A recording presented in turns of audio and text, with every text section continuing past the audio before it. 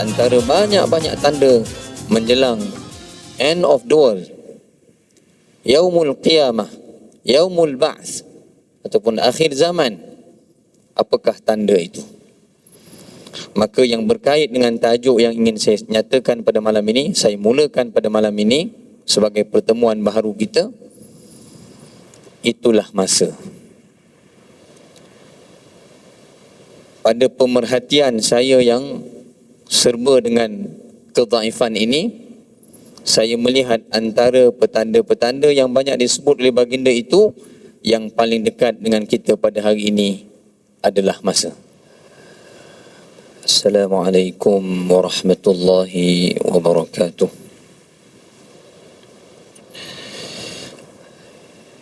Innal hamdalillah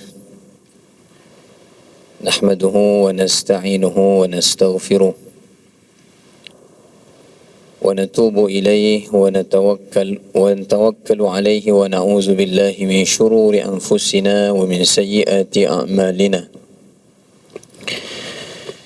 من يهده الله فلا مضل له ومن يضلل فلا هادي له. أشهد أن لا إله إلا الله وحده لا شريك له وأشهد أن محمدا عبده ورسوله. اللهم صل وسلم وبارك على سيدنا وحبيبنا وشفيعنا محمد وعلى آله وصحبه أجمعين. سبحانك لا علم لنا إلا ما علمتنا إنك أنت العليم الحكيم. ولا حول ولا قوة إلا بالله العلي العظيم. اللهم أرنا الحق حقا وارزقنا اتباعه وأرنا الباطل باطلا وارزقنا اجتنابه. Allahumma amin ya arhamar rahimin. Alhamdulillah, marilah kita sentiasa merafak syukur, memuji kehadrat Allah Subhanahu wa taala dengan sebenar-benar pujian, dan pujian itu sebagai tanda kesyukuran, dan kita buktikan kesyukuran itu menerusi amal ketaatan kita kepada Allah Subhanahu wa taala. Para jemaah yang dikasihi Allah Subhanahu wa taala sekalian, sedar tidak sedar, begitu masa yang berlalu meninggalkan kita, telah pun menginjak kepada suatu masa, suatu tempoh kita dah nak bertemu kembali bulan Ramadan. Hanya Allah Subhanahu wa taala yang maha mendalam pengetahuannya bagaimana ingatan saya kepada para jemaah sekalian. Dah boleh berkuliah kembali, PKP balik. Ni malam ni baru jumpa. Ya. Walau bagaimanapun, kesempatan yang cukup bernilai ini ingin kita manfaatkan, mudah-mudahan dikurniakan padanya suatu nilai yang disebut sebagai keberkatan. Muslimin sidang jemaah yang dikasihi Allah Subhanahu wa taala sekalian, InsyaAllah pada malam ini saya akan mukaddimahkan suatu tajuk untuk kita terus membicarakannya pada sambungan pertemuan yang akan datang, selagi mana dapat kita kupas secara mendasar mengenainya, iaitu suatu kurniaan yang cukup berharga untuk kehidupan manusia. Izinkan saya untuk mengajukan persoalan. Masjid adalah merupakan laman ibadah dan laman ilmu yang dapat sama-sama kita saksikan betapa suburnya kedua-dua peranan ini, khususnya dalam ruang ibadah yang sedang kita berada padanya. Inilah antara bukti manifestasi kepada apa yang saya nyatakan ini. Maka di laman inilah kita bicarakan soal ibadah, kita kupaskan, kita renungkan dan kita cernakan soal kehidupan, dan kehidupan itu dipandu oleh satu petunjuk yang maha agung daripada Al-Quran dan As-Sunnah baginda Nabi SAW. Dan dalam beberapa siri pertemuan bersama dengan para guru yang lain, saya yakin telah ada beberapa perbincangan dan kupasan mengenai tanda-tanda menjelang akhir zaman. Ingin saya bertanya pada malam ini, antara petanda-petanda yang telah disabdakan oleh baginda sallallahu alaihi wasallam yang termasuk dalam bahagian tanda-tanda kecil, dan sehingga pertemuan kita pada malam ini, bolehkah kita sebutkan kepada diri kita sendiri apakah petanda yang paling jelas pada hari ini untuk kita lihat dan muhasabah kembali apa yang diingatkan oleh baginda sallallahu alaihi wasallam. Antara banyak-banyak tanda menjelang end of the world, yaumul qiyamah, yaumul ba'ts, ataupun akhir zaman, apakah tanda itu? Maka yang berkait dengan tajuk yang ingin saya nyatakan pada malam ini, saya mulakan pada malam ini sebagai pertemuan baharu kita, itulah masa. Pada pemerhatian saya yang serba dengan kedhaifan ini, saya melihat antara petanda-petanda yang banyak disebut oleh baginda itu, yang paling dekat dengan kita pada hari ini adalah masa. Perhatikan, dari minggu ke minggu, Jumaat ke Jumaat, bulan ke bulan, tahun ke tahun. Baru tahun lepas tuan-tuan jadi imam interim bersama keluarga, atau ni dah datang lagi seminggu lebih lagi nak puasa. Dan kita benar-benar menyaksikannya dari hari Jumaat ke Jumaat yang depan. Terasa begitu cepat masa itu berlalu. Maka tajuk kita secara eksplisit kita nak bincang tentang nilai masa. Sebab itu Allah Subhanahu wa taala berfirman menerusi ayat yang ke-190 surah Ali Imran. A'udzu billahi minasyaitonir rajim. Inna fi khalqis samawati wal ardi wa ikhtilafil laili wan nahar واختلاف الليل والنهار لآيات لأولي الألباب صدق الله العظيم. Firman-Nya yang bermaksud, sesungguhnya pada penciptaan langit dan bumi itu, dan juga perubahan malam dan siang, terdapat padanya la ayat, tanda-tanda yang dapat direnung dan difikirkan oleh golongan yang disebut sebagai ulul albab, iaitu golongan yang berakal sempurna.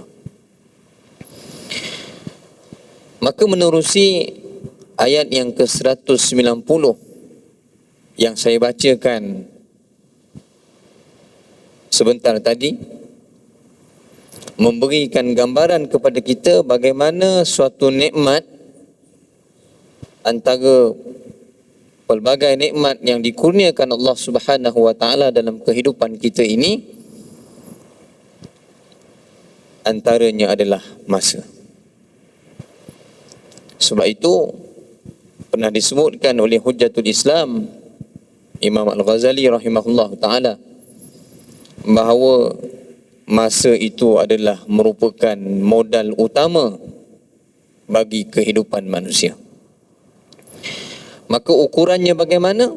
Maka disebutkan antara fenomena dan bentuk penciptaan ini, maka di sini terdapatnya ruang, adanya jarak, maka ukuran pergerakan dari suatu jarak ke suatu jarak yang lain mengambil tempoh. Sebab itu disebut pada penciptaan as-samawat, lapis langit.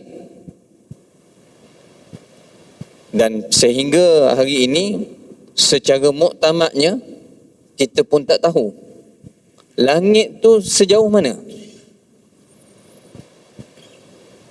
Saya pernah sebutkan beberapa pertemuan yang lalu, dalam terjemahan bahasa Inggeris kita akan temui apabila kita melihat perkataan as-sama ataupun as-samawat di dalam Al-Quran, kita akan temui dua terjemahan. Yang pertama, kita akan temui perkataan sky, dan ada kalanya as-sama dan as-samawat disebut sebagai heaven, membuktikan bahawa langit itu sebenarnya adalah suatu gambaran kedudukan yang tinggi yang tidak terjangkau ukurannya dan keluasannya. Maka sebab itu, sehebat mana pun, semaju mana pun bidang sains, teknologi sehingga menjangkau kepada astronomi, mengkaji tentang kosmologi, dengan teori-teori yang ada, kita masih tidak mampu untuk mengira bagaimana Allah menganugerahkan perjalanan Isra' dan Mi'raj kepada Nabi SAW. Kerana apa? Kerana masa itu adalah milik Allah. Yang kita ukur 24 jam itu di bumi. Dalam ruang di luar daripada bumi, vacuum di luar sana, itu bukan ukurannya.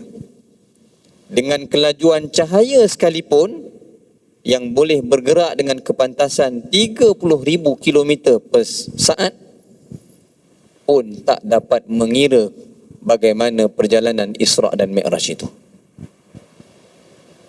Ada kesempatan nanti saya boleh tunjuk pada ayah-ayah muslimin sidang jemaah yang dikasihi Allah Subhanahu Wa Taala sekalian, setakat kemajuan bidang astronomi pada hari ini, titik manakah yang paling jauh yang dapat dicerap.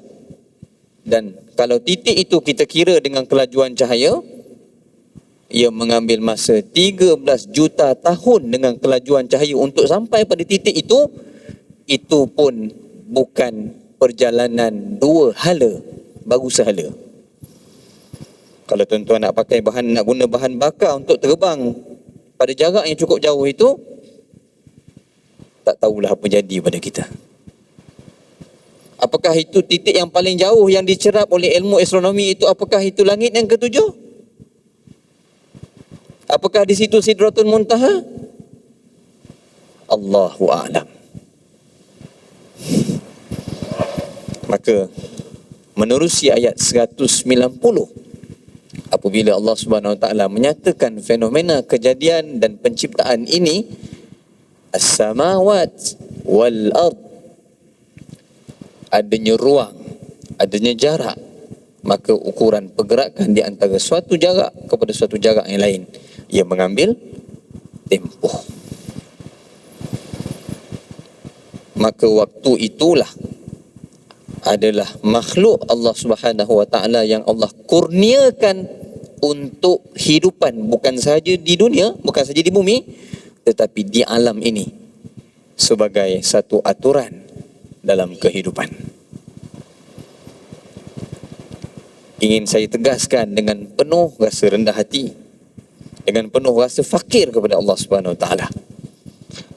Masa adalah satu-satunya makhluk Allah Subhanahu Wa Taala yang tidak pernah berkompromi dengan manusia.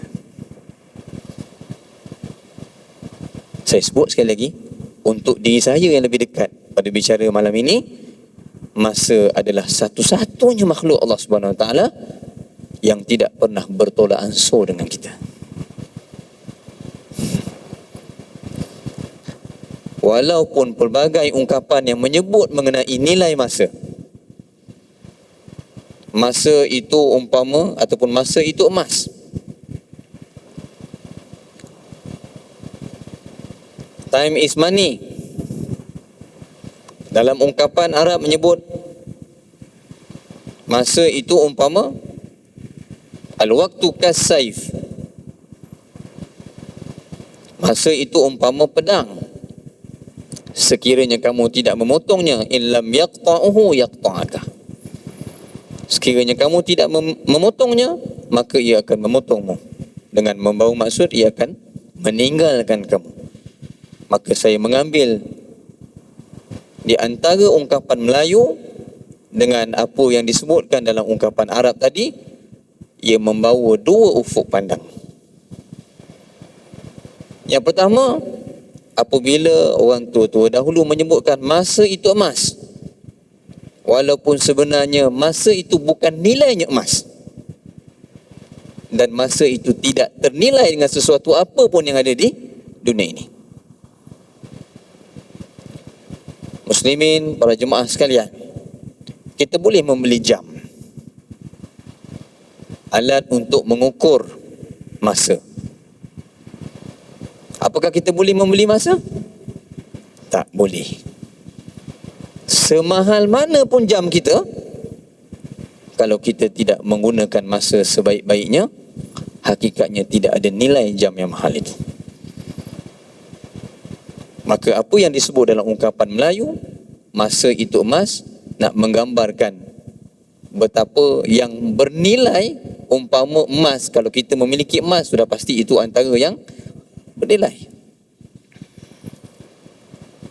Dan antara aset yang paling senang untuk ditukar, untuk dicairkan, digantikan dengan nilai mata wang, emas.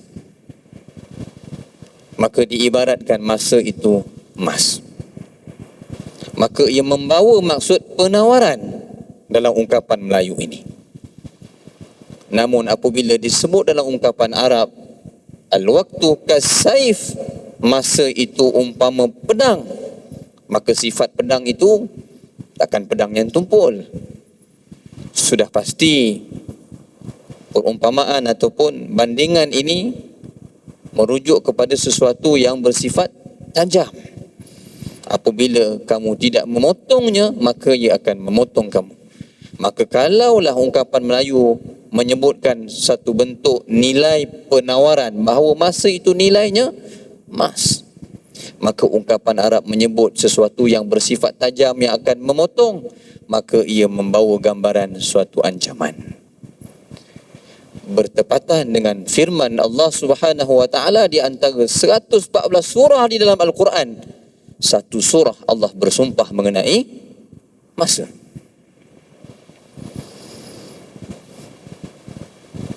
Kalau kita buka salah satu khazanah tafsir,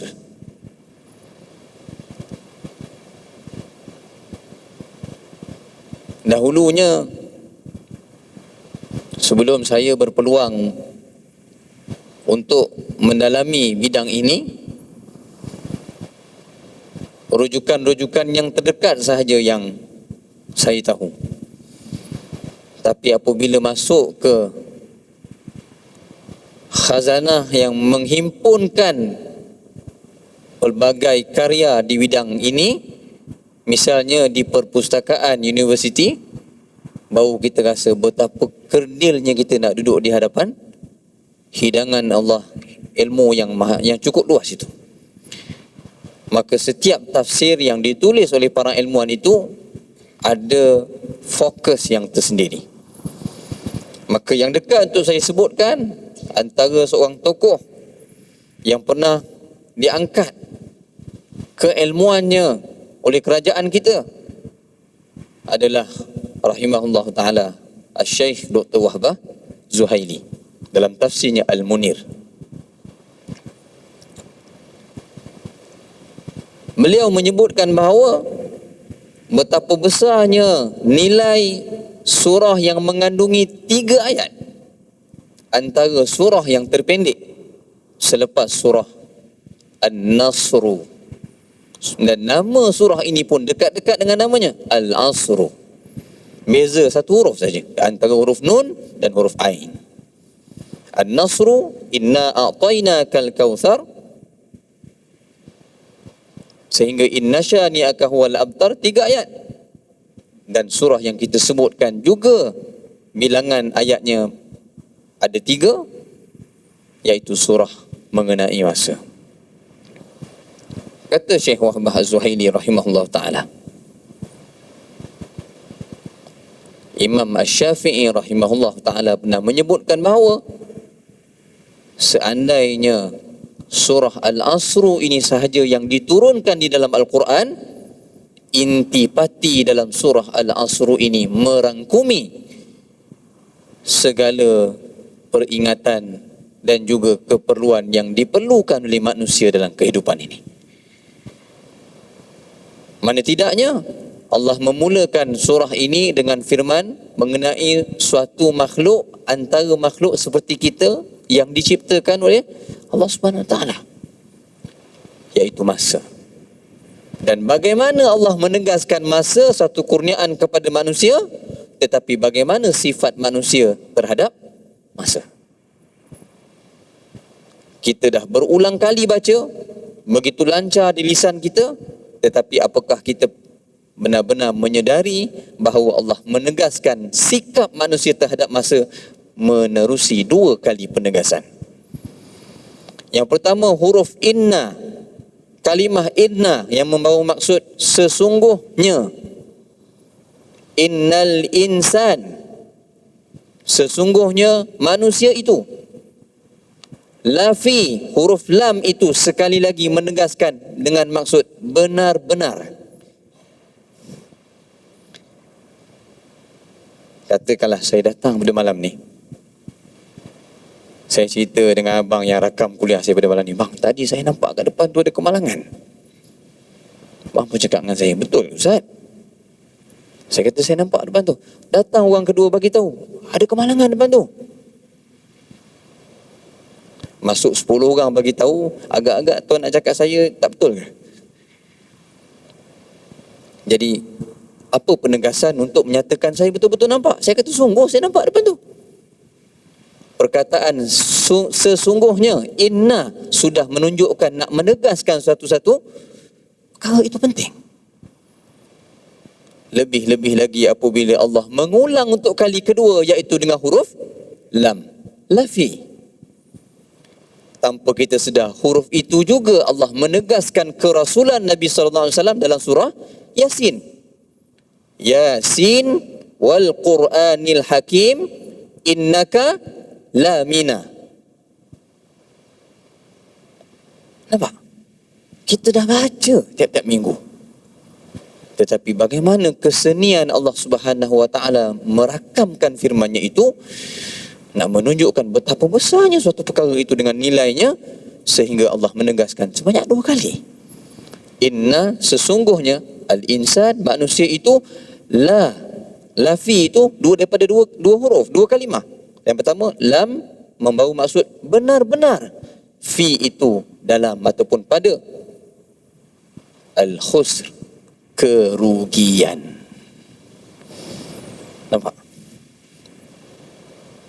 Pendek kata, ketika Allah Subhanahu Wa Taala mengurniakan masa sebagai suatu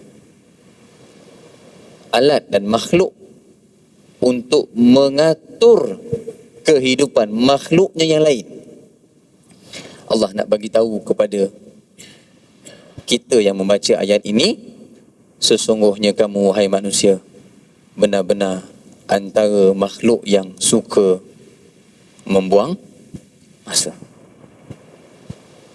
Saya sebut peringatan ni yang paling dekat adalah pada diri saya sendiri. Sebab itu kita kita sering memberi alasan bahawa tak cukup masa lah. Pendek sangat masa ni.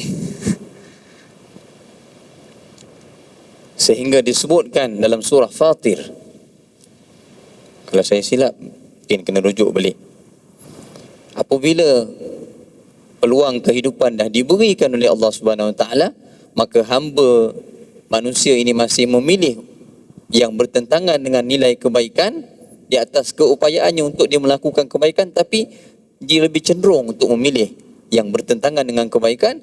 Apabila dia kembali kepada Allah Subhanahu Wa Taala, dia memohon peluang untuk kembali ke dunia, Allah menjawab, awalam nu'ammirkum ma yatazakkaru fihi man tazakkar wa ja'akumun nazir. Kamu nak minta balik kat dunia, aku dah bagi kamu satu tempoh umur 60 tahun, 70 tahun, 80 tahun, dan mungkin lebih daripada itu pun kamu abaikan. Kamu nak minta balik sekejap. Lihat, maka bukan sahaja disebutkan kurniaan masa itu, bukan sahaja disebutkan bagaimana sikap manusia terhadap kurniaan itu, tetapi disebutkan juga suatu gambaran yang bersifat futuristik yang kita belum sampai. Itulah ghaibiyat. Yang membezakan Al-Quran dengan kitab-kitab yang lain yang ditulis oleh tangan manusia, buah fikiran manusia, satu-satunya kitab yang mengandungi penjelasan mengenai sesuatu yang tak dapat dijangkau oleh akal manusia, yang mana perkara itu pasti. Itulah ghaibiyat. Itulah elemen yang kita mesti terima di antara yang nyata dengan yang gaib. Yang nyata kita boleh atur, tetapi yang gaib itu milik Allah Subhanahu Wa Taala. Kita boleh kerja, tetapi yang mengatur rezeki itu adalah Allah Subhanahu Wa Taala. Kalau dah memang ditentukan untuk kita, kita larilah ke mana pun dia sampai.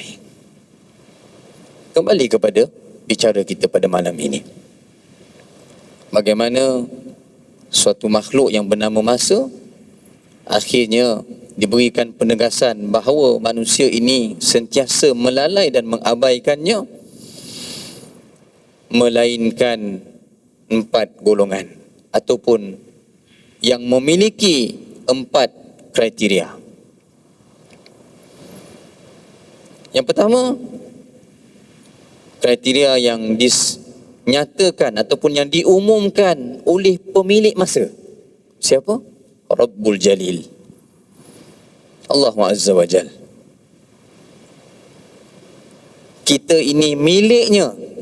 Kita sayang apa yang kita miliki, harta kita, keluarga kita, penat lelah kita, akhirnya kita mendapat rezeki, kita sayang semua itu.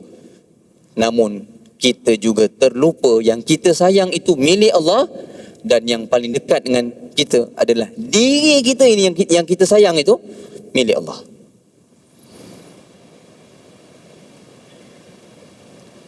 Maka syarat yang diberikan oleh Allah Subhanahu Wa Taala supaya manusia ini terkecuali ataupun mendapat jaminan daripada nilai kerugian, daripada sesuatu yang digambarkan dengan maksud kerugian, yang pertama adalah iman.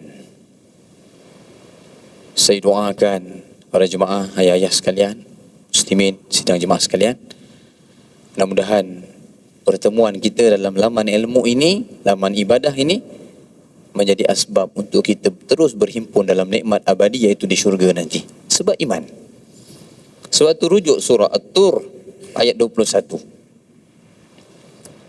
Wallazina taba'athum zurriyatuhum biimanin alhaqna zurriyatuhum, sehingga akhir ayat. Kita kalau dimainkan dengan lagu-lagu yang membangkitkan ingatan kita kepada ahli keluarga kita, ayah bonda kita yang telah mendahului kita kembali ke alam baqa', maka boleh sampai kepada suatu keadaan kita menitiskan air mata kerana terkenang kepada keadaan itu. Betapa rindunya kita. Kalau diberilah peluang antara suatu nilai di dunia dengan nilai untuk bertemu kembali ibu dan ayah kita, agak-agak kita pilih yang mana? Dua-dua bernilai. Dan kalau boleh kita nak jumpa balik insan-insan yang telah mendahului kita tadi. Allah berikan jawapan dalam surah At-Tur ayat 21. Syarat untuk kita terus jumpa ahli keluarga kita yang telah mendahului kita, syaratnya adalah iman. Yang menghubungkan kita, besok kita kembali, anak-anak kita akan jumpa balik, iman. Sebab itu Nabi Yaqub digambarkan dalam penghujung juzuk yang pertama surah Al-Baqarah. Ketika Nabi Yaqub alaihissalam dikunjungi sakaratul maut, apa yang ditanya kepada ataupun apa yang diwasiatkan kepada anak-anaknya? Ma ta'buduna min ba'di. Lepas ayah tak ada nanti, dalam bahasa yang mudah untuk kita terjemahkan, kalau kita ambil kata ganti nama itu aku, apa yang akan kamu sembah selepas aku mati nanti? Alhamdulillah, Allah beri kita keluasan rezeki, sampai dah nak nazak pun kita masih lagi risau tentang harta pusaka kita, waris kita. Tapi para anbiya di saat sakaratul maut, yang dirisaukan adalah keturunan yang ditinggalkan itu beriman ataupun tidak. Dan iman itu syarat yang utama, yang paling unggul Allah letakkan dalam surah Al-As ini. Dan ayat 21 At-Tur yang saya bacakan ini, untuk kita terus bertemu bersama ahli keluarga kita di alam yang abadi. 60 tahun, 70 tahun, 80 tahun, seketika kita di dunia ini dipinjamkan. Pun rasa macam kita tak nak pergi daripada dunia ini. Kata para ulama, alangkah indahnya sebagaimana manusia memperindahkan kediamannya di dunia, maka dia mempersiapkan amalannya untuk keindahan rumahnya yang abadi di akhirat nanti.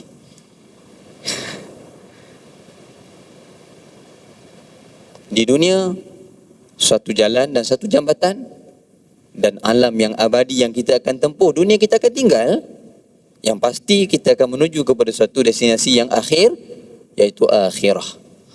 Akhirah itu abqa, kekal. Jadi sebab itu untuk renungan, kalau kita melakukan kebaikan, misalnya kita bersedekah, nak masuk duit dalam tabung tu makan masa 5 minit ke? Kalau tabung tu datang secara mengejut, mungkin masa tu nak pilih warna apa duit nak keluar. Itu mungkin makan masa sikit. Tapi saya rasa tak sampai seminit lah. Dari masa kita tengok duit tu, note tu, dan kita nak masuk dalam lubang tabung tu, berapa saat dia? Pendek kata, melakukan kebaikan tempohnya tak lama. Sebaliknya melakukan kejahatan, tempohnya lama ke? Pun sama, tak lama sampai nafsu kita mencapai kepada climax point, merudum. Itulah fitrah kehidupan. Kita lapar, kita makan. Kalau kita buat graf daripada bawah ketika kita lapar tu, maka dia naik sampai kepada keadaan kita kenyang. Plot tadi boleh naik lagi tak? Kalau pakai kain plekat, bolehlah kilas buka satu kasi longgar sikit nak tambah nasi lagi. Tapi saya belum jumpa orang buka kain untuk ditambah nasi sampai dia kenyang betul. Pendek kata, sampai kepada titik kemuncak, keinginan kita tadi akan turun. Itu dunia. melakukan kejahatan pun begitu, sampai kepada satu titik kepuasan ia akan turun. Kebaikan dan kejahatan tadi dilakukan dalam beberapa ketika sahaja, tetapi kesannya yang baik tadi menyebabkan kita kekal di dalam syurga. Yang bertentangan dengan kebaikan tadi, walaupun tak lama, tetapi kesannya kekal di dalam azab. Naik belum mau nak cakap benda ni, sebab rasa betapa lemahnya kita. Sebab itu kita perlukan pimpinan daripada Allah Subhanahu Wa Taala. Yang kedua, beriman itu adalah lebih bersifat individu. Kita tak diajar untuk menilai berapa tahap iman orang lain. Keimanan itu antara kita dengan Allah Subhanahu Wa Taala. Dan kita pun tak diajar oleh Rasul SAW untuk mencerca orang lain. Tak. Maka iman mesti disusuli dengan bukti iman itu dengan amal. Ia bersifat peribadi, khusus untuk diri kita. Dah masuk waktu syak? Belum? 1 minit lagi. Dah masuk? 15 saat lagi. Kemudian pada bahagian yang kedua, wa tawasaw bil haqqi wa tawasaw bis sabr, itu bersifat sesama manusia. Kalau beriman dan beramal untuk diri kita, memperingatkan manusia lain tentang kebaikan dan kesabaran, itu adalah nilai yang kita perlu sentiasa melazimi. Kita bagi laluan pada seruan azan. Selepas azan saya simpulkan pertemuan malam ini. Sidang jemaah yang dikasihi Allah Subhanahu Wa Taala, kita akhiri kuliah kita di sini dengan suatu analogi untuk kita berfikir dan merenung sehingga kita pulang dan bertemu pada pertemuan akan datang. Hidup adalah satu perjalanan dan kita diberikan rezeki oleh Allah Subhanahu Wa Taala untuk berjalan di muka bumi Allah ini. Dan lazimnya untuk kita menuju ke satu destinasi, kita akan membuat persiapan. Dan dah buat persiapan, ada senarai semak. Dah saat akhir nak keluar rumah, tengok lagi. Dah nak naik kapal terbang, tengok lagi ada benda tinggal tak? Pernahkah kita buat senarai semak sebelum kita balik bertemu Allah Subhanahu Wa Taala? Ada 3 peringkat masa Allah beri dalam kehidupan ini. Yang pertama, kata Abu Zar Al-Ghifari radhiyallahu anhu, masa yang telah berlalu. Dan hakikatnya semakin jauh meninggalkan kita, tak boleh berpatah kembali. Yang kedua, peringkat yang kedua adalah masa sekarang. Dan akan terus berlalu, kita pun tak tahu berapa lama lagi dipinjamkan untuk kita. Dan peringkat yang ketiga, iaitu masa akan datang, kita belum tahu kita sampai ke tidak. Jadi antara 3 peringkat masa ni, yang kita masih diberi peluang, yang mana? Sekarang. Mengapa kita mesti kata nanti dulu, malam nanti, petang nanti? Kita jumpa pada pertemuan akan datang. Saya doakan mudah-mudahan para jemaah sekalian sentiasa dalam rahmat dan perlindungan Allah Subhanahu Wa Taala. Aqul qawli hadza wa astaghfirullahal azim li wa lakum. Kita akhiri majlis ilmu kita dengan kafaratul majlis dan suratul Asr. Subhanallah subhanakallahumma wa bihamdika asyhadu an la ilaha illa ant astaghfiruka wa atubu ilaik. Bismillahirrahmanirrahim. Wal 'asr. Innal insana lafi khusr illa alladhina amanu wa 'amilus solihat wa tawasaw bil haqqi wa tawasaw bis sabr. Shadaqallahul azim. Assalamualaikum warahmatullahi wabarakatuh.